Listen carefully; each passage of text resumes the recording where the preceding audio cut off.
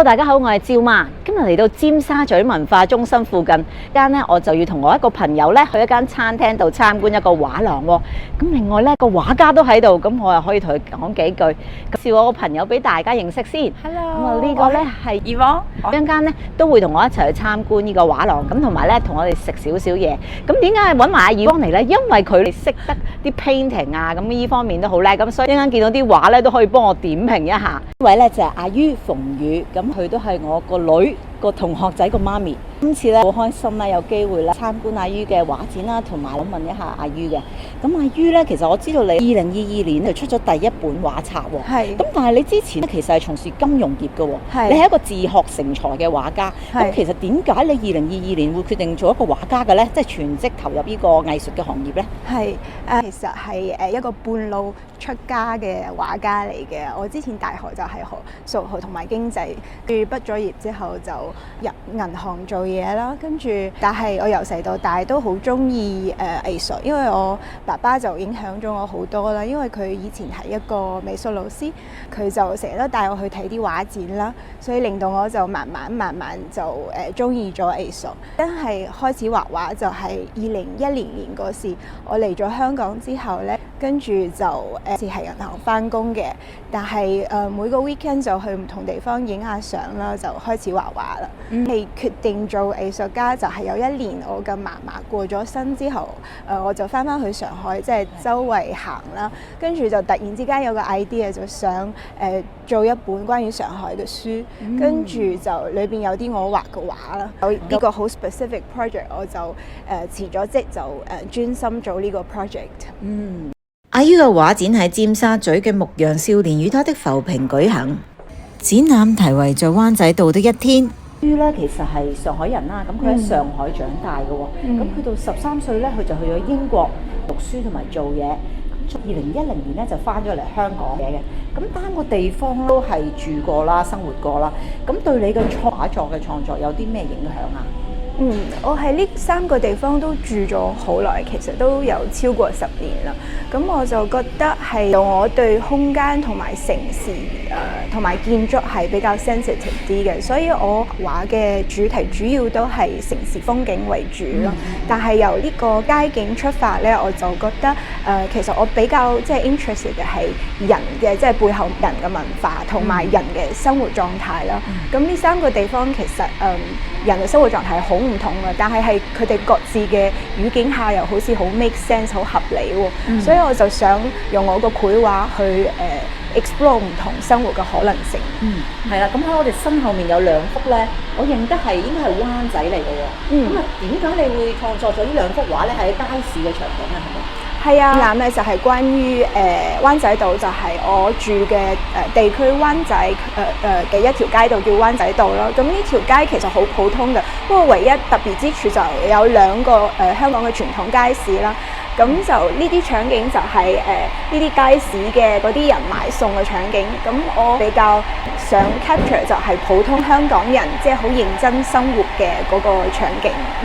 你覺得阿于嗰啲畫作俾你啲咩感覺咧？係一個香港人基本生活嘅一個常態啦，即係我覺得有街市，同埋有見到人嘅一個即係市整嘅一個文化啦。香港一個好代表性嘅一啲，佢就係因為係水彩手繪嘅，所以佢會啲顏色啊，相對嚟講係即係做得幾靚嘅，係我自己嘅一個理解嘅，係啦。就睇咗佢啲畫咧，就俾我一個即係好親切嘅感覺，因為咧呢啲街景咧都係我平日會喺街嗰度見到嘅，即係我都係一個喺香港長大嘅一個人啦。咁啊，經常都會見到街市啊，見到啲人喺街市同其他人互動啊，講價。咁因為咧，我哋好多時都會用手機去買嘢啊，咁就少咗咧，反而少咗咧同人與人之間嘅互動。喺呢度咧就俾我感覺咧係多翻啲人情味喺入邊，即係我感覺到人情味好多人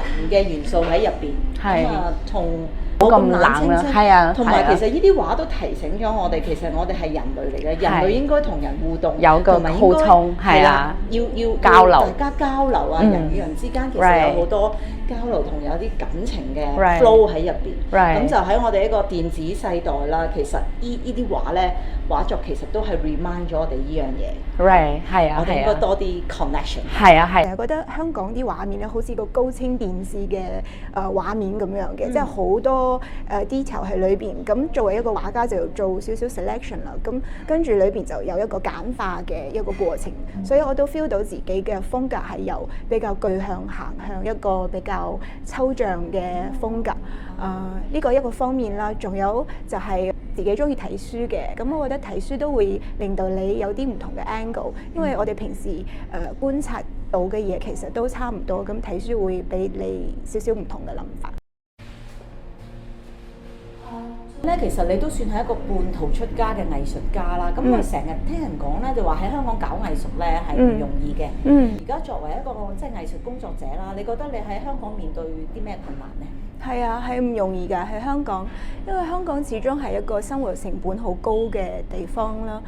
近幾年係多咗好多大型嘅 event，譬如Art Basel 啦，同埋又多咗 Plus 大館呢啲嘅大型嘅博物館，同埋普通人係多咗好多機會去欣賞藝術，有好多展覽可以睇嘅。咁去到 artist 嘅 level 咧，其實點樣去平衡收入同埋做翻自己中意嘅嘢，同埋即係有人欣賞，都係一個即係每一個 creator 都會面對嘅 challenge 嚟嘅。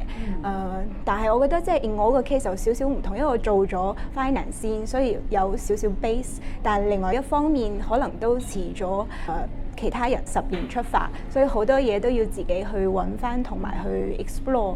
但係我覺得呢個都係好玩嘅地方，就唔係話即係隔離有個人你可以 copy 翻，即係佢行個路，要自己揾翻條路出嚟。但係如果真係揾到一條路嘅話，個成功感係好高嘅。我哋坐低咗喺餐廳咧，嗌咗啲嘢飲。咁個等嘅過程咧，我又問下阿於。咁啊，其實我知道你有一個小朋友啦，有個女啦。咁其實你轉咗做藝術家之後咧，對於你個 work-life balance 咧，係咪會好啲咧？你覺得？係嘅。我覺得即係首先你要接受即係小朋友，即係你個時間安排係圍繞住個小朋友嘅。咁喺呢個前提之下咧，其實你嘅即係彈性都幾大，去安排你嘅生活同埋工作啦。即係好似我要個小朋友返咗學先可以畫畫啦。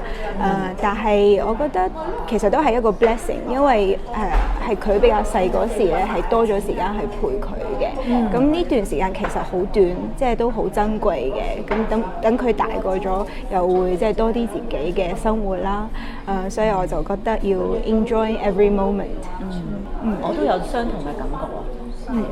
嚟緊啦！嗱，你依家有個畫展係牧羊少年依家餐廳啦。咁嚟緊你會唔會仲有其他展覽啊？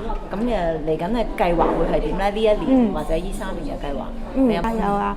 而家呢一刻我係上海仲有一個畫展係去到今個月中嘅，跟住1至3年嘅計劃就係keep 住做畫展啦，同埋 commission work， 同教畫畫啦，同埋有啲 Art Springs licensing 呢一類嘅工作，咁做啲跨界嘅 crossover 應該都幾好玩嘅。跨界別 crossover， 即係例如點樣跨界別 crossover？即係譬如幫一啲 organisation 做啲 illustration 啊。係，跟住仲有就係有個 plan 就係想畫一個城市嘅系列，就3本書，第1本關於上海，跟住係第2本關於香港，第3本關於英國，即係3個我住過嘅地方。跟住就係咯，就而家就畫緊香港同埋 plan 緊即係本書嘅 structure 係點樣，大致上係咁樣。明白。好，咁我哋都好期待你之後嘅作品啊。係啊。等我 follow 翻你。其實有個小紅書咧，教人化妝好犀利㗎，係素人之後咧就變咗另外一個人一樣喎。素人變身啦，佢喺8本嗰度。咁Yvonne咧係教人化妝。阿於嘅畫展期將會到2026年嘅1月4號，大家去尖沙咀嘅時候，不妨去行下睇下。希望大家鍾意今次嘅分享，希望大家多多支持讚好呢條短片，我哋下次再見啦，拜拜。